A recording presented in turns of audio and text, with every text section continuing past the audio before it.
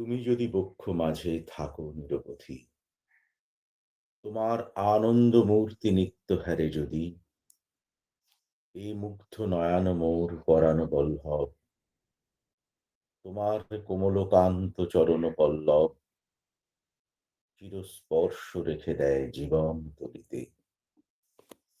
কোনো ভয় নাহি করি বাঁচিতে মরিতে। পরম দয়াল ঠাকুর আমার, পরম আরাধ্যা জগজ্জননী, লক্ষ্মী স্বরূপিণী শ্রী শ্রী পরমা, পরম পূজ্যপাদ শ্রী শ্রী বরদা, পরম পূজ্যপাদ শ্রী শ্রী দাদা, পরম পূজ্যপাদ শ্রী শ্রী আচার্যদেব এবং আমার ইষ্ট পরিবারের সকলের রাতুল রাঙা চরণ, সাউন্ডটা খুব আস্তে হচ্ছে। আমার জন্ম জন্মান্তরের কোটি কোটি ভক্তি বিনম্র প্রণাম নিবেদন করি।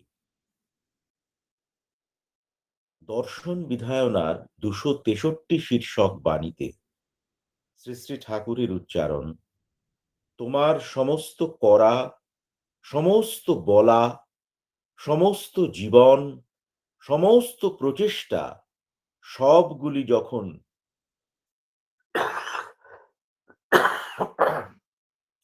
সার্থক সঙ্গতি নিয়ে পরম পুরুষে সার্থক হয়ে ওঠে, অর্থবান হয়ে ওঠে, তার থেকে পুরুষার্থ আর কি আছে? তাতে লাখো দুঃখের ভিতরেও জীবন আনন্দোচ্ছল হয়ে ওঠে। আর ওই তো ওই তো পরমানন্দ। শ্রী শ্রী ঠাকুর আনন্দকে এইভাবে দেখেছেন। আজকের আলোচ্য বিষয় যে শত অনুজ্ঞা পাঠ দিয়ে শুরু হলো, আমি অক্রোধী, আমি অমানী, আমি নিরলস, সেই শত অনুজ্ঞার একেবারে শেষ দিকে পরমানন্দ আমরা প্রতিদিন উচ্চারণ করি প্রত্যেক সৎসঙ্গী। এবং তোমারই সন্তান, এই পরমানন্দ আসলে কি, আর কিভাবেই বা তোমারই সন্তান হয়ে উঠতে পারি, এই নিয়েই আজকের কথা। তৈত্তিরীয় উপনিষদ বলেছেন, আনন্দাধ্যেব খল্লিমানি ভূতানি জায়ন্তে, আনন্দেন যতানি জীবন্তি, আনন্দং প্রয়ন্ত ভীষং বিশন্তি। অর্থাৎ আনন্দ থেকে সমস্ত কিছুর সৃষ্টি হচ্ছে। এই বিশ্ব চরাচর, এই গ্রহের সমস্ত কিছুর স্রষ্টা আনন্দ। আনন্দ লাভের উদ্দেশ্যেই মানুষ কর্ম সম্পাদন করছে, এক সময় আনন্দেই লীন হয়ে যাচ্ছে। ফিজিক্সে যেমন নিউটনের গতিসূত্র আছে, অঙ্কে যেমন আছে ফর্মুলা, কেমিস্ট্রিতে আছে ল, জীবনকে আনন্দময় করে তোলার জন্যেও কতগুলো নিয়ম আছে। সচেতনভাবে সেই নিয়মগুলোকে আমরা যদি অভ্যাস করি, তাহলেই আমাদের জীবন পাল্টে যাবে। পাল্টে যাবে যাপনের ছন্দ, দৈনন্দিন হয়ে উঠবে আনন্দময়।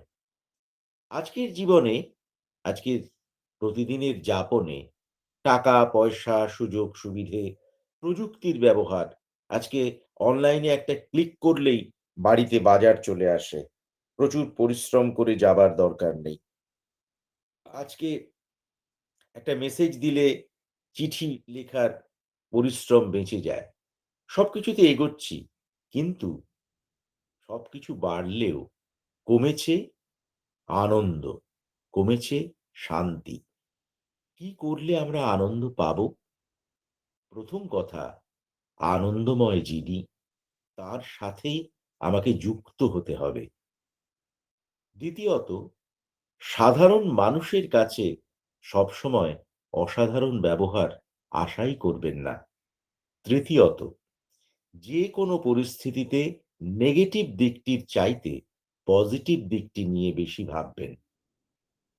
চতুর্থত, নুনে চিনির স্বাদ আমরা আশা করব না।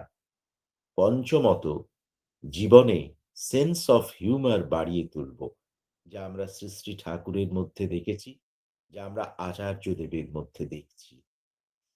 সেটা কি? সেটা হচ্ছে আচার্যদেবকে হুবহু যদি উদ্ধৃতি দিয়ে বলা যায়, তাহলে তিনি বলছেন, আমার মন চায় আনন্দ, আমার সত্তা চায় আনন্দ, নেচে আনন্দ, নাচিয়ে আনন্দ, নাচ দেখে আনন্দ, আবার খেয়ে আনন্দ, খাইয়ে আনন্দ। তিনি ভারী সুন্দর করে বলছেন। তাহলে যে মানুষ আনন্দ পাওয়ার জন্যে মদ্যপান করছে, সে আসলে স্ফূর্তিকে পায়, সে প্রকৃত আনন্দকে কিন্তু পায় না। সে নেশা করছে, সে হুঁশ থেকে বাইরে বেরিয়ে যেতে চাইছে বলে। সে যখন লুটতে, লুটতে কখনো বাড়িতে ফেরে, তখন তার সন্তানকে কথা শুনতে হয় প্রতিবেশীদের কাছে। তাহলে সে একা আনন্দ পাচ্ছে। তার আনন্দ সবার আনন্দ হয়ে ওঠেনি। তাই সেটা প্রকৃত আনন্দ নয়। আনন্দ শব্দটার মধ্যেই আছে আপূর্বক নন্দ ধাতু।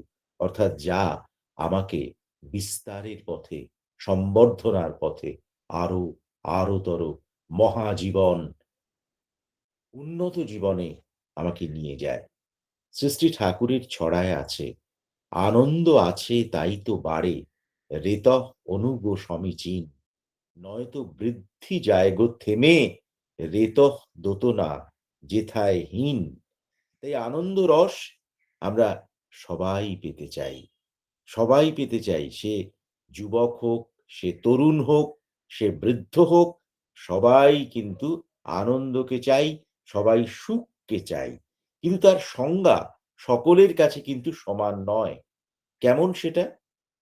ধনবান কহে, ধনবান সুখী, ধনবান কহে সুখ রাজা কো ভারী, রাজা কহে মহারাজা সুখী, মহারাজা কহে সুখ ইন্দ্র কো ভারী। সুতরাং সুখের সংজ্ঞা কিন্তু বদলে যাচ্ছে। ইন্দ্র কহে চতুরানন্ত সুখ, ব্রহ্মা কহে সুখ বিষ্ণু কো ভারী, তুলসীদাস কহে বিচারি, হরিনাম বিনা সব লোক দুখারি। তাহলে আনন্দ কোথায় আছে? হরি নামে, রাধা নামে। পরমানন্দ সন্ধান করতে হবে ঠিক সেইখানেই। ঠাকুরের চর্যাসূক্ত গ্রন্থের ১৫৯ তম বাণীতে তিনি বলছেন, আনন্দ বীচি উচ্ছলায় সবাই গেয়ে উঠুক, জয়তু পুরুষোত্তম, বন্দে পুরুষোত্তম। তিনি বলছেন, আনন্দকে ঈশ্বরের উচ্ছল আবেগ, আনন্দ নন্দন দোতনা। আমরা শব্দ রত্নকোষ নামে যদি মহাগ্রন্থটি হাতে তুলে নিই, তাহলে আনন্দ শব্দের অর্থ বলা হয়েছে বর্ধন, আকম্পিত হওয়া, কোনো বিশেষ ভাবের সাড়া সঞ্চারণায় অনুরণিত হওয়া। আপূর্বক নন্দ ধাতুর মধ্যে আছে হৃষ্ট হওয়া, এবং নন্দ আর নদ মূলত একই ধাতু।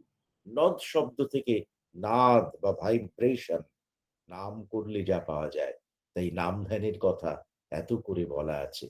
আনন্দে দেহ মন ভালো লাগার পুলক প্রসারিত হয়। আবার বালকের আনন্দ আর বয়স্ক লোকের আনন্দ কিন্তু আলাদা হবে। দেখতে হবে সেটা থেকে আমি প্রকৃত আনন্দকে পাচ্ছি কিনা। আমরা অনেক সময় বালকের মতোই ভেবে বসি যে প্রচুর টাকা থাকলে বোধহয় আনন্দ পাওয়া যায়। কিন্তু দেখুন, টাকা দিয়ে একটা সুন্দর বিছানা, বালিশ আর শয্যা আমরা কিনতে পারি। ঘুমকে কিন্তু কেনা যায় না। দামি ওষুধ কেনা যায়, সুন্দর স্বাস্থ্যকে কেনা যায় না। একটা বাংলো বাড়ি কেনা যায়, একটা সুখী পরিবার কিন্তু গড়া যায় না। টাকা দিয়ে একজন কুশলী ইঞ্জিনিয়ারকে আপনি আপনার সংস্থায় রাখতেই পারেন। কিন্তু তার কাছ থেকে যে গভীর আন্তরিকতা আপনি পাবেনই, এমন কিন্তু কোনো কথা নেই। টাকা থাকলে মিস ক্যালকাটা কেন? মিস ওয়ার্ল্ডকেও বিয়ে করা যায়। কিন্তু ভালোবাসা, সেটা কিন্তু পাওয়া যায় না। সেটা কিন্তু অন্য কোথাও আছে। টাকা দিয়ে একটা বিদেশি ঘড়ি কেনা যায়। সময়কে কিন্তু কেনা যায় না। টাকা দিয়ে আনন্দের জন্যে বিশ্বের শ্রেষ্ঠ পেইন্টিং কিনে ঘরের দেওয়ালে লাগাতে পারি। কিন্তু সৌন্দর্যের অনুভূতি, সেটা কিন্তু অন্য জায়গায় আছে। না, টাকা দিয়ে আনন্দকে কেনা যায় না। টাকা খরচ করে ত্বকের যত্ন নিতে পারি, দামি কসমেটিক্স কেনা যেতে পারে। সৌন্দর্য, লাবণ্য না, কেনা যায় না। এটার জন্যে চাই নাম-ধ্যান। তাই সাধু, সন্ন্যাসী বা আমাদের পুরনো দিনের ঋত্বিক দাদাদের দিকে তাকালেই মনটা ভালো হয়ে যায়। তাকালেই মনে হয় মানুষটাকে প্রণাম করি। তার কারণ তিনি অন্তরে ওই আচার্যকে উপলব্ধি করেছেন। তিনি ঠাকুরে মগ্ন হয়ে আছেন। আচার্যদেবের ভুবন ভোলানো, হীরকের চূর্ণ মেশানো সেই হাসির কথা একবার ভাবুন। তিনি যদি একবার তাকান তাহলেই ভেতর পর্যন্ত শুদ্ধ হয়ে যায়। শ্রী, শ্রী ঠাকুর থেকে আজ অব্দি অদ্যাবধি সেই লীলা করে গোড়ারায়। কোনো ভাগ্যবান দেখিবারে পায়। যে যা চায় সে সেটাই যদি তক্ষুনি পেয়ে যায়, তারও কিন্তু একটা অভাব আছে। কিসের অভাব বলুন তো? অপেক্ষার অভাব, ধৈর্যের অভাব।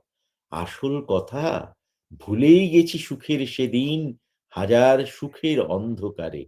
কত কিছু পেয়েছি এ জীবনে, এটা নিয়ে না ভেবে কি আমি পাইনি সেটা নিয়েই যদি ভাবতে থাকি, তাহলেই আমরা আনন্দকে হারাই। কেউ আপনাকে দুঃখ দিচ্ছে, কেউ আপনার প্রতি ঈর্ষাপ্রবণ, কেউ পরশ্রী কাতর। মনে রাখবেন, only disturbed people disturbed others। নিন্দে করছে। দুঃখের অভিজ্ঞতা আমাদের অনেক কিছু শেখায়। শেখায় মহত্তর আনন্দকে খুঁজতে। আমাদের মধ্যেই রয়েছে আনন্দের ফোয়ারা। শুধু তাকে একবার খুলে দিতে হবে। আমার ঠাকুর আছেন, আমার আচার্য আছেন, আমার অন্তরে সবসময় উষা-নিশায় মন্ত্র সাধন, চলাফেরায় জপ আছে। তাই আমি রাজার মতো বাঁচবো। আজকের দিনে তাই অনেক টাকা থেকে দেখবেন মনের দিক থেকে মানুষ কিন্তু ভিখারির মতো বেঁচে আছে। কেমন? বেশি করে ভালো সাজতে তার ভালো লাগে। খোকন, ও খোকন, তোমার মুখে দুঃখী ভাব কেন বাবু? দেখুন না আঙ্কেল, মা কিছুতেই চকলেট খেতে দেয় না। বাবাও পকেট মানি বাড়াতে রাজি নন। অর্থাৎ খোকনের দুঃখের কারণ কি? আনন্দ না থাকার জন্যে দায়ী তার বাবা-মা। এবার খোকন বড় হচ্ছে, তার মনে কিন্তু আনন্দ নেই। কারণ সে স্কুলে ভালো মার্কস পাচ্ছে না। কারণ কি? ও খোকন, নম্বর তো মনের মতো হলো না গো। খোকন বলে, দেখুন না আঙ্কেল, স্কুলের টিচাররা আজকাল একেবারেই পড়ান না, শুধুই প্রাইভেট টিউশন নিয়ে ব্যস্ত। খোকন এবার পাশ করে বসে আছে, চাকরি পাচ্ছে না, মনে আনন্দ নেই। দায়ী কে? তার উত্তর, দেখুন না আঙ্কেল, সরকারি নীতিতে বেকার সমস্যা বেড়েই চলেছে। ফার্স্ট ক্লাস পেয়েও চাকরিটা পাচ্ছি না। কিংবা সে এমনও বলে, আঙ্কেল ভালো ইন্টারভিউ দিয়েও চাকরিটা পেলাম না। কেন জানেন? আগে থেকে সব ঠিক করা ছিল। নিজেদের লোককেই নেবে তো। সব জায়গায় স্বজন পোষণ আর দুর্নীতি। অর্থাৎ আমি খুবই ভালো আর সবাই খারাপ। তাদের জন্যেই আমার আনন্দ নেই। কিন্তু তর্জনীটা যখন অন্যের দিকে তুলি, তখন বাকি আঙুলগুলো, বিশেষ করে বৃদ্ধাঙ্গুষ্ঠ, আমার দিকেই তাক করে থাকে। আমরা এই কথাটা ভুলে যাই। ধরা যাক খোকন একটা চাকরি পেল। তখনও তার মনে আনন্দ নেই। কারণ সে শত অনুজ্ঞাতে বলেনি, আমি পরমানন্দ। জীবন আমাকে যেখানেই নিয়ে যাক কেন, ঠাকুর বলেছেন এবং আমার আচার্য শিখিয়েছেন, সব অবস্থায় রাজি থেকো। দুঃখ তোমার, কি করবে? তখনই কিন্তু আমরা আনন্দকে পাই, যখন আমরা সব অবস্থায় রাজি থাকতে পারি। না হলে কিন্তু সে বলবে কোম্পানিতে সিস্টেম বলে কিছু নেই। সবসময় চাটুকার আর স্তাবকদের নিয়ে বস ঘুরে বেড়ান। আগমার্কা তেল তো দিতে পারলাম না, তাই আমার প্রমোশন হলো না।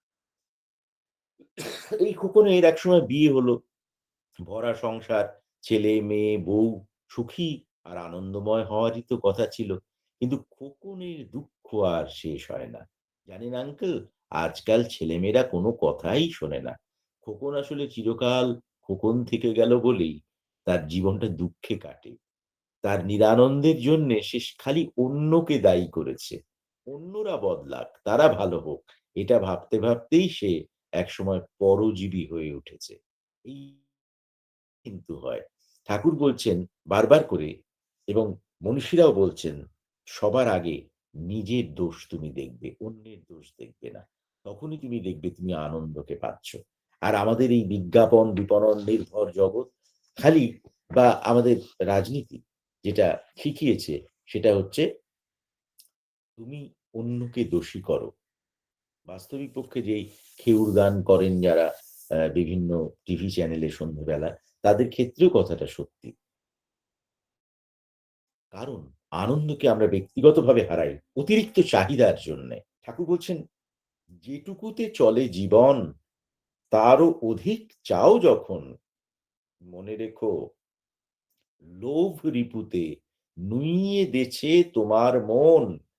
তাহলে দেখা যাচ্ছে আমার আরো চাই, আরো চাই, আরো চাই এই চাহিদা, সেইটাই কিন্তু আমার আনন্দ থেকে আরো দূরে, আরো দূরে, আরো দূরে চলে যাওয়ার কারণ।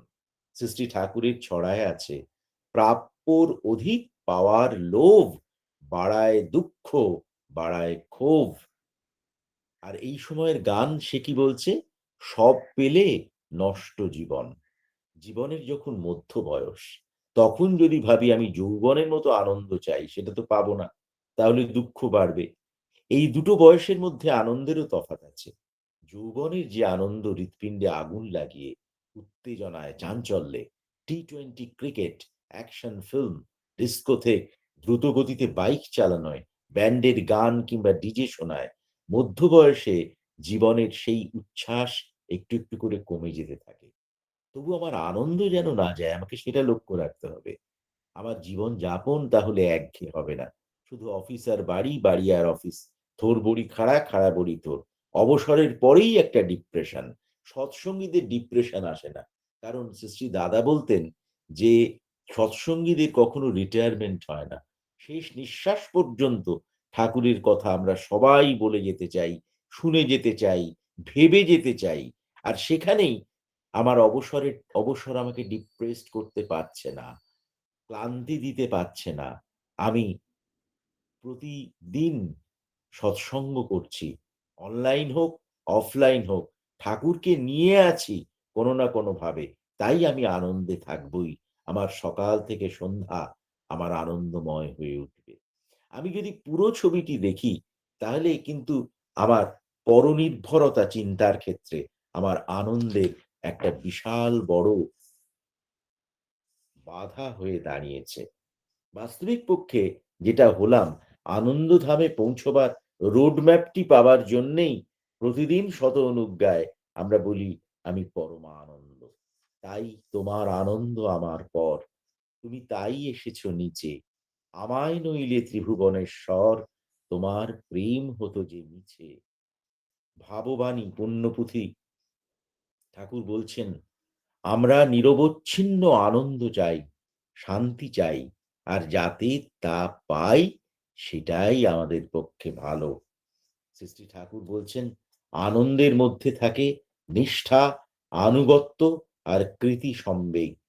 এই ৩ টি যখন একমুখী হয়ে চলে সেতারের বাজনার মতো, তখন মানুষ আনন্দে ভরপুর হয়ে ওঠে। মানুষের একটা স্বাভাবিক চাহিদাই হলো সবসময় আনন্দে মগ্ন হয়ে থাকা, একটা ঢেউয়ের মতো। ভক্ত বলছেন, "ঢেউ কি?" ঠাকুর বলছেন, "এক্সপানশন, কন্ট্রাকশন আর স্ট্যাগনেশন।" প্রসারণ, সংকোচন আর বিরমণ। যেটা আমরা নাম করার সময়তেও কিন্তু পাই। ওই টু অ্যান্ড ফ্রো মোশন, দোলায়মান গতি, যে আনন্দ, তার থেকে বড় আনন্দ আর কোত্থাও নেই। নামময় হয়ে থাকাই আমাকে অবসাদগ্রস্ত হতে দেয় না, আমাকে ক্লান্ত হতে দেয় না। যে কারণে সকাল থেকে সন্ধে আমরা দেখছি কি পরিমাণ পরিশ্রম ৩৬৫ দিন করে চলেছেন সেই একই পোশাকে বসে একজন মানুষ, তিনি আমার আচার্যদেব। তাই আমার আনন্দ যদি পাই, তাহলে আমার পরমানন্দ তাকে কিন্তু আমার হৃদয়ে জাগ্রত করে রাখতে হবে। আচার্যদেব বলেন, "আনন্দে থাকো তাহলেই রোগ পালাবে। যেমন রাম নামে ভূত পালায়, হতাশা, বিষাদ দূর হয়ে যাবে। সেই জন্যে আমাকে আনন্দময়ের কাছে যেতে হবে। সেখানে শর্ত এবং স্বার্থহীন ভালোবাসা, তাই কিন্তু আনন্দকে এনে দেবে।" বাড়ির সবাই মিলে আমরা যদি কথাবার্তা বলি, আমরা যদি হাসি ঠাট্টা করি, জীবনীয় মজা মশকরা করি, তাহলেও কিন্তু আনন্দ আছে। আমার হাসতে তো বাধা নেই। আমার হাঁটুতে ব্যথা হয়েছে আর্থারাইটিসে। ওষুধ খেলে কমবে, সারবে না। কিন্তু আমার দাঁতে তো আর্থারাইটিস হয়নি। তাই আমি হাসতেই পারি। এই যে সহজ সরল প্রাঞ্জল প্রবচন আচার্যদেবের, সেখানেও তিনি বলতে চাইছেন আনন্দ হচ্ছে জীবনের সার সত্য। কিন্তু জীবনকে যদি আমি আনন্দ মুখর করে তুলতে চাই, তাহলে আমার প্রয়োজন একজন জীবনের কান্ডারি। শুধু বই, খাতা, ডেস্ক, বেঞ্চ, কলম থাকলেই একটা স্কুল চলে না। একজন শিক্ষককে দরকার।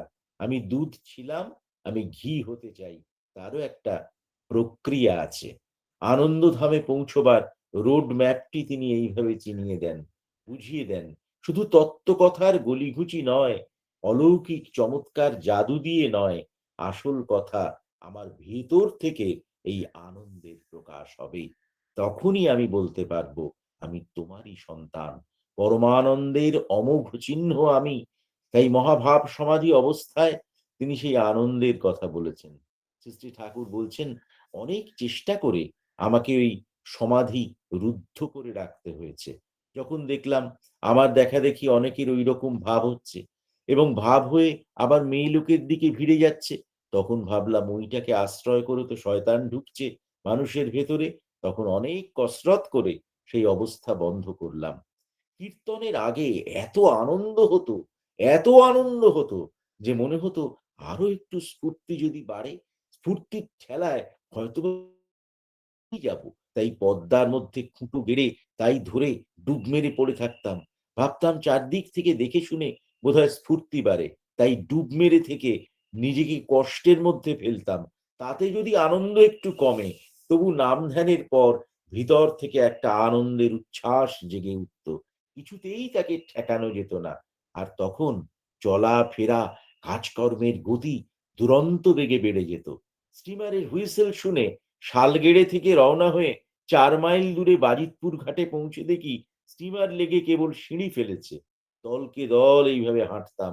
কেবল আমি একলা নয়, আমার সঙ্গে যারা থাকতো তাদের মনও যেন আনন্দ মাতাল হয়ে থাকতো। পুরুষোত্তম রসৌ বৈশ, আনন্দই জীবনের সাধন সম্বেগ, আলো আর ভালোর খেলা। এই অকৃপণ, অকৃত্রিম, আন্তরিক হাসি, যেখানে কোনো মুখোশ নেই, তাই কিন্তু নিজেকে ভালো রাখে। তাই কিন্তু অন্যের মধ্যে সংক্রামিত হয়ে তাকেও ভালো রাখে।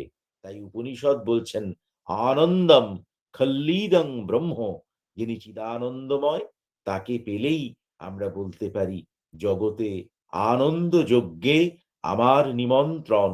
ধন্য হলো, ধন্য হলো মানব জীবন। আনন্দ ধারা বহিছে ভুবনে। সরল মানুষের আনন্দ আর বেকুব মানুষের আনন্দে কিন্তু তফাৎ আছে। বাস্তবিক পক্ষে আমরা ওই বুদ্ধিমত্তার সঙ্গে যে আনন্দ, তাকেই কিন্তু আমরা গ্রহণ করব। কষ্ট যতই আসে আসুক, ঊর্ধ্বে রেখো মন, বাঁচার বাড়া পুণ্য নাই, যেন অনুক্ষণ। গাইতে গাইতে ঠাকুর বলছেন আমার আনন্দে প্রাণ খুলে যেত। নতুন করে জীবনকে যেন উপভোগ করতে পারতাম। যে মানুষ পরিশ্রমী, সেই এই সত্তা সম্বর্ধনাকে পায়।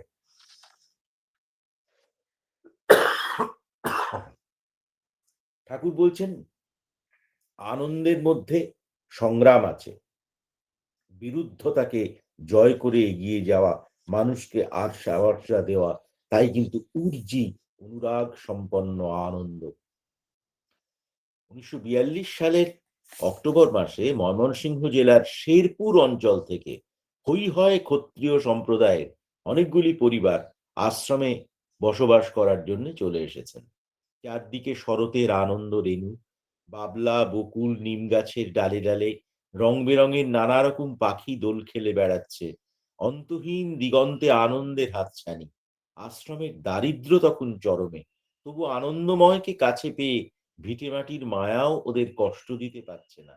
ঠাকুর অধরদাকে ডেকে বললেন, ওদের মন টন খারাপ লাগছে না তো? অধরদা বললেন, ওরা মহা আনন্দে আছে। শুনে শ্রী শ্রী ঠাকুর বললেন, এমন বোধ থাকলে আর কোনো ভাবনা নেই। আশ্রম হলো সব জায়গার সবারই বাড়িঘর।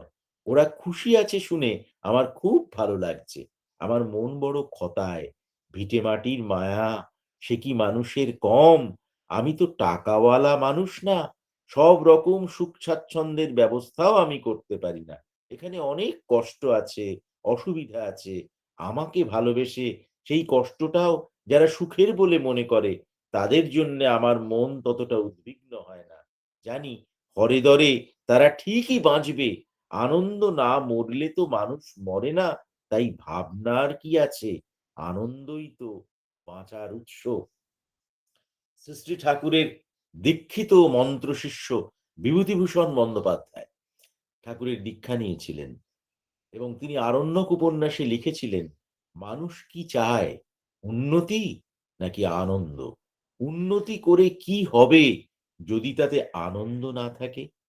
আমি এমন অনেক লোকের কথা জানি যারা জীবনে উন্নতি করেছে তথাকথিত, কিন্তু আনন্দকে হারিয়েছে। অতিরিক্ত ভোগে মনোবৃত্তির ধার ক্ষয়ে ক্ষয়ে ভোঁতা হয়ে গেছে। এখন আর কিছুতেই তেমন আনন্দ পায় না। জীবন তাদের কাছে একঘেয়ে, একরঙা, অর্থহীন, আর মনটা একেবারে শান বাঁধানো। সেখানে কোনো রস ঢুকতে পারে না। ব্যক্তি জীবনে শ্রী ঠাকুরের এই দীক্ষিত শিষ্য একটি অসাধারণ গল্প লিখেছিলেন। গল্পের নাম তাল নবমী। পরমানন্দ তিথি, যে তিথির জন্য সারা বছর আমরা অপেক্ষা করে থাকি। আসল কথা কিন্তু, আনন্দকে পেতে গেলে আপনার মোবাইল ফোনের টাওয়ারটাকে ঠিক রাখতে হবে। তা যদি ঠিক না থাকে, ওই পাশের ডান্ডাগুলো যদি না থাকে, তাহলে কিন্তু বাস্তবিক পক্ষে আপনার ফোন স্মার্ট না ক্যাবলা সেটা বড় কথা নয়। আসল কথা স্টে কানেক্টেড। তার প্রতি সেই আনন্দময় টান। ওই ডানদিকের নেটওয়ার্কের ডান্ডাগুলো না থাকলে সবই খেলনা। শুধু ফুটবে সামনে, পেছনে, ডাইনে, বাঁয়ে। আনন্দের পাসওয়ার্ডটাকে আর খুঁজে পাওয়া যাবে না। তাই নাম ধ্যান হলো মনকে চার্জ দেওয়া, যেটা আপনারা নিয়মিত করেন। সেটিও একসাথে চালু রাখতে হবে। নালে আনন্দ কিন্তু সুদূর পরাহত থেকে যাবে। যোগযুক্ত থাকাটাই বড় কথা। No call jamming, no charges, full range, full network.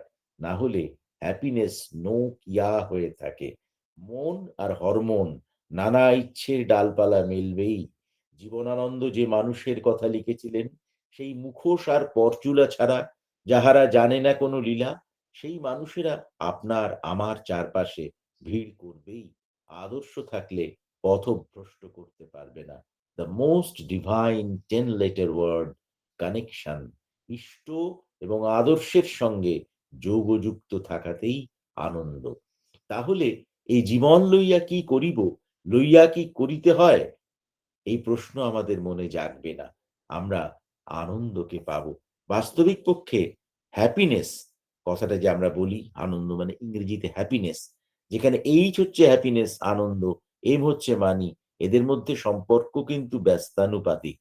মাথাপিছু সর্বাধিক আয় বিশিষ্ট আমেরিকা, জাপান, সুইডেন, প্রধানত এই ৩ টি দেশে আত্মহত্যা আর মানসিক রোগীর সংখ্যা সর্বাধিক। কোথাও আনন্দকে তারা পাচ্ছে না। কারণ আনন্দময়ের সঙ্গে তারা যোগযুক্ত হয়নি। অযুত নিযুত কোটি কোটি অর্বুদপতি হওয়া সত্ত্বেও কয়েক বছর আগে লন্ডন স্কুল অফ ইকোনমিক্স পরিচালিত সুখ এবং আনন্দ সংক্রান্ত একটা সমীক্ষায় আবিষ্কৃত হয়েছে বিশ্বের সবথেকে সুখী দেশ বাংলাদেশ। যেখানে মাথাপিছু আয় অত্যন্ত কম। যদিও আজকের বাংলাদেশের ছবিটা ঠিক সেরকম নয়। কিন্তু ভারতের স্থান সেখানে ৫ম। আমেরিকা এবং অন্যান্য দেশ আনন্দের সন্ধানে কিন্তু অনেক পিছিয়ে গেছে। আমরা দেখাই নিজেদের হ্যাপি বা আনন্দময়। বাস্তবিক পক্ষে সেই আনন্দ ওই সোশ্যাল মিডিয়ার সেলফিতেই আবদ্ধ হয়। বাস্তবিক জীবনে কিন্তু আসে না। ঠাকুর কি বলছেন? বলছেন আনন্দের এই ধারাকে যে ব্যাহত করে, সেই কিন্তু আমার কাছে শয়তান। আচার্যদেবও সেটা বলছেন। আমার আনন্দ পাওয়াকে যে আড়াল করে, যে আমাকে আনন্দ থেকে বঞ্চিত করে, সেই শয়তান। তাহলে আমার নির্ধারণ করার ক্ষমতা আছে। আমার আনন্দ পাওয়ার উপায় কি? আর আনন্দ পাওয়ার বাধা কি? আচার্যদেব বলছেন, এই বোধ আমাদের মধ্যে আছে। তাই যদি আনন্দে থাকতে চাই, তার একটাই উপায়, সেটা হচ্ছে আনন্দময়ের সঙ্গে নিজেকে যুক্ত করে রাখা। এই যে বলা হয়, কোটি জন্ম করে যদি নাম সংকীর্তন, তথাপি না পায় কেহ ব্রজেন্দ্র নন্দন। আবার কিন্তু বলা হচ্ছে, একবার হরিনামে যত পাপ করে, জীবের কি সাধ্য তত পাপ করে। তাহলে এটার মধ্যে কি একটা সেলফ কন্ট্রাডিকশন আছে? আদৌ নয়।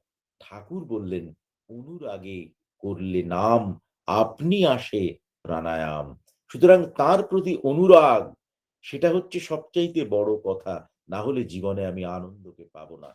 লাল রং যদি গায়ে পেতে চান, তবে লাল রঙের আলোর নিচে দাঁড়াতে হবে।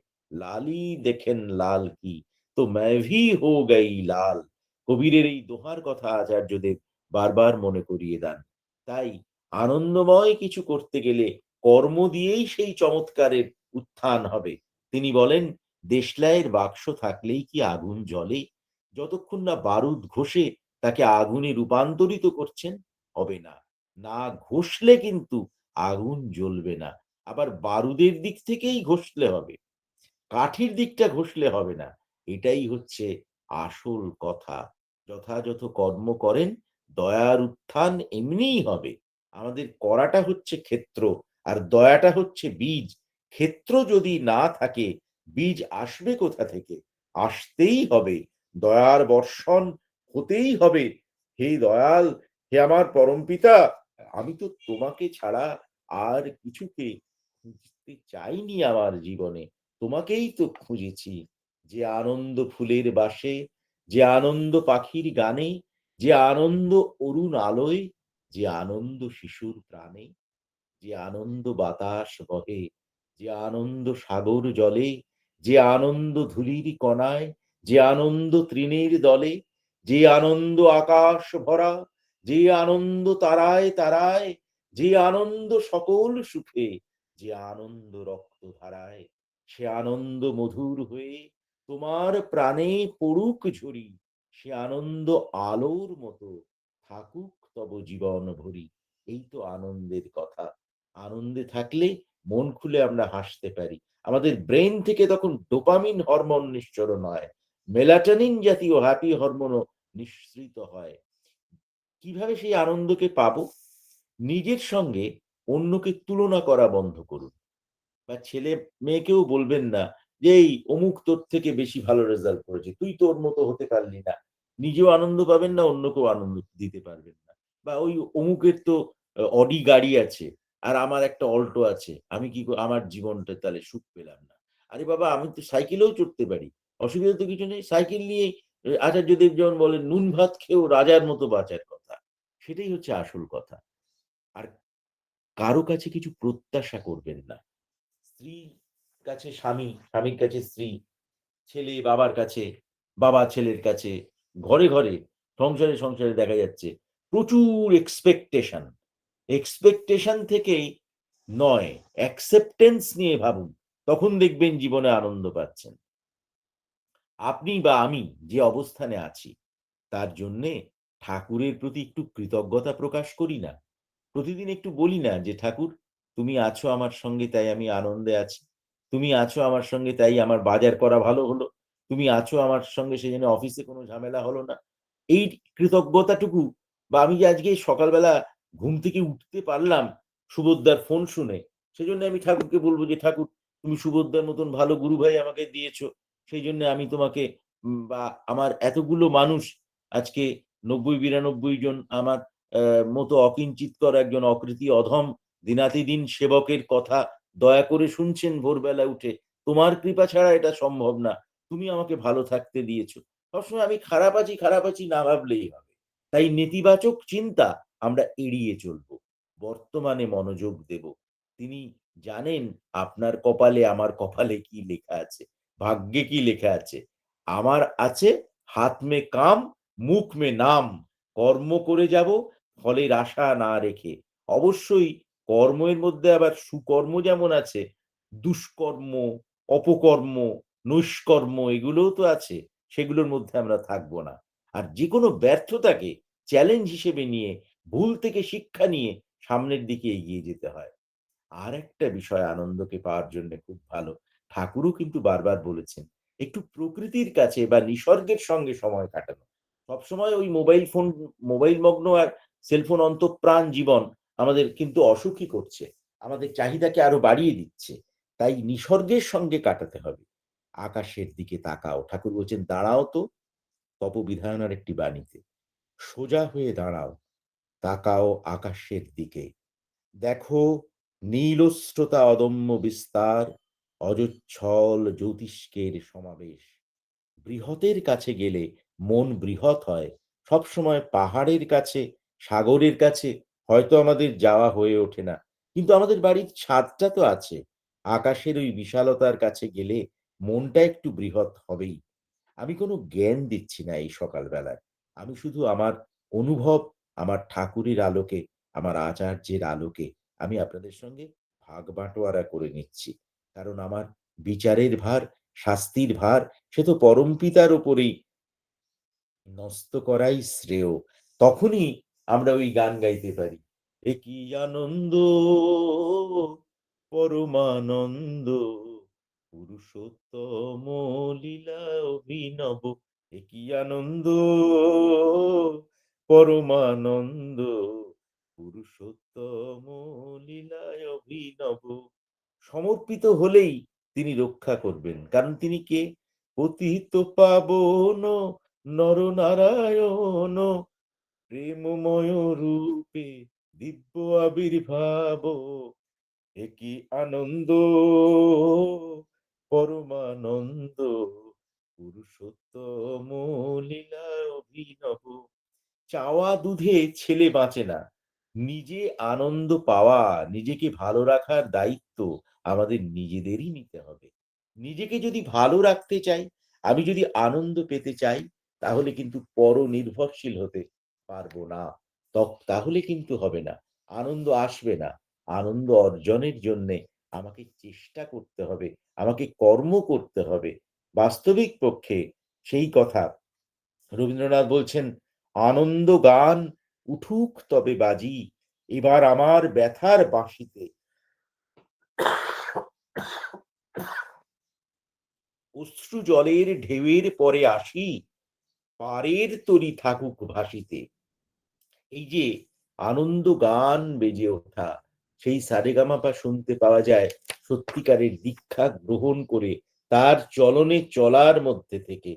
তখনই আমরা বলতে পারি, বহে নিরন্তর অনন্ত আনন্দ ধারা, বহে নিরন্তর অনন্ত আনন্দ ধারা।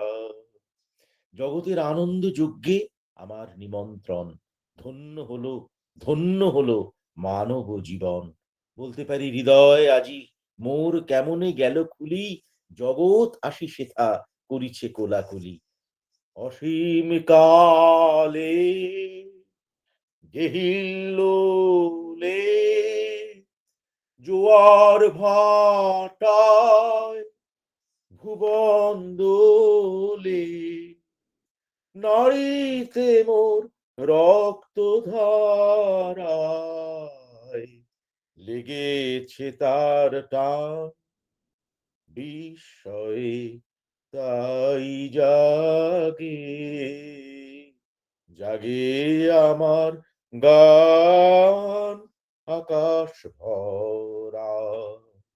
সূর্য তারা বিশ্বভরা প্রাণ, তাহারি মাঝখানে আমি পেয়েছি, আমি পেয়েছি মোর স্থান বিস্ময়ে, তাই জাগে, জাগে আমার গান আকাশ ভরা।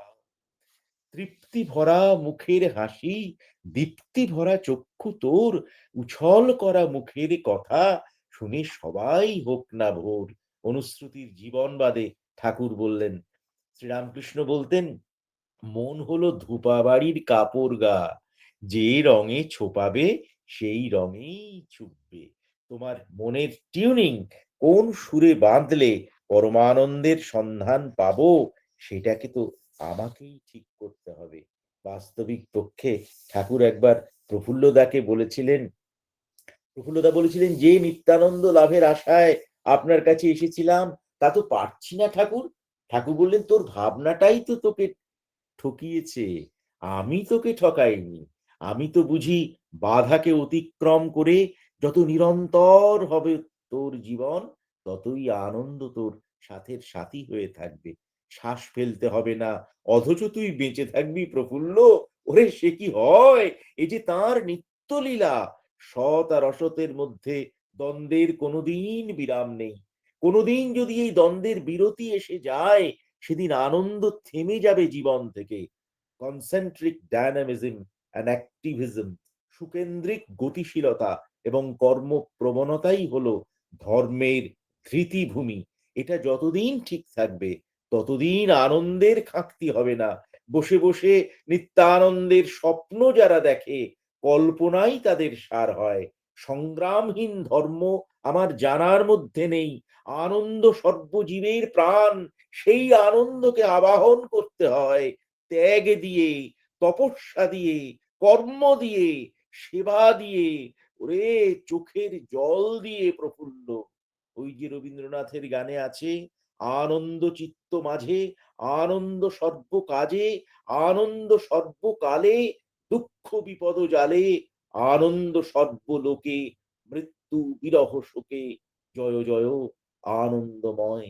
আছে দুঃখ, আছে মৃত্যু, বিরহ দহন লাগে, তবুও শান্তি, তবু আনন্দ, তবু অনন্ত জাগে। এই কথা আমরা মনে রাখবো। সকলের আজকের দিন এবং প্রতিদিন সুন্দর এবং আনন্দময় হয়ে উঠুক পরম দয়ালের রাতুল চরণে। এ আমার ঐকান্তিক, অমলিন, অকৃত্রিম প্রার্থনা।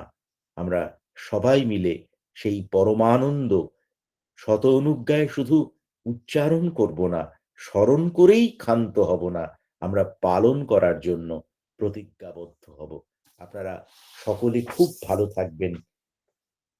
আপনাদের সকলকে আমার পক্ষ থেকে জয় গুরু, বন্দে পুরুষোত্তম।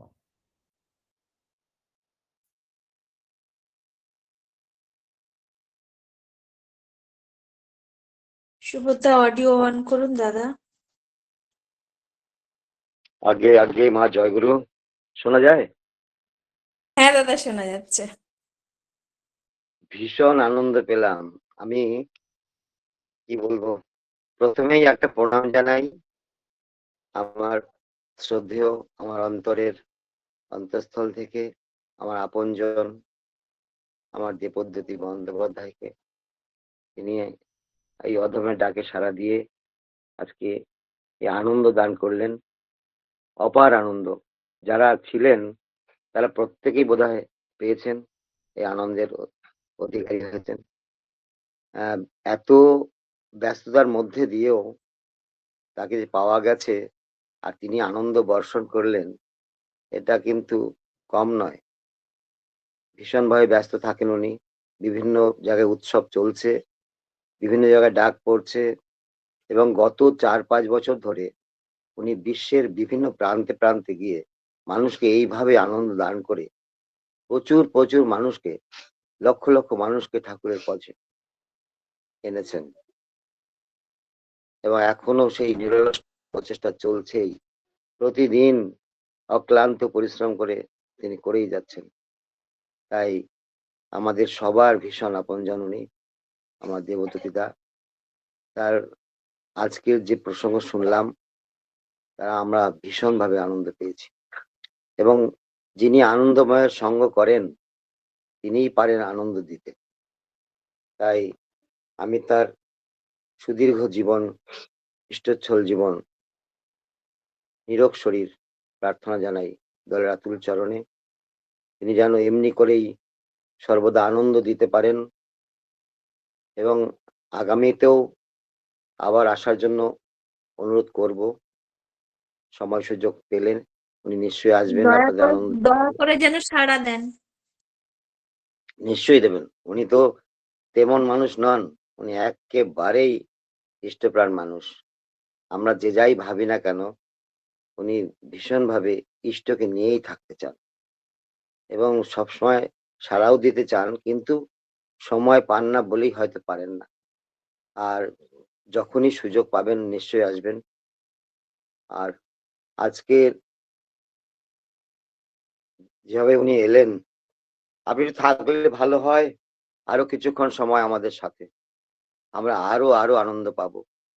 এরপরে আলাপনী চলবে কিছুক্ষণ, আধা ঘন্টা ধরে। থাকবেন আমাদের সাথে। আপনার সুদীর্ঘ ইষ্টচল জীবন কামনা করি।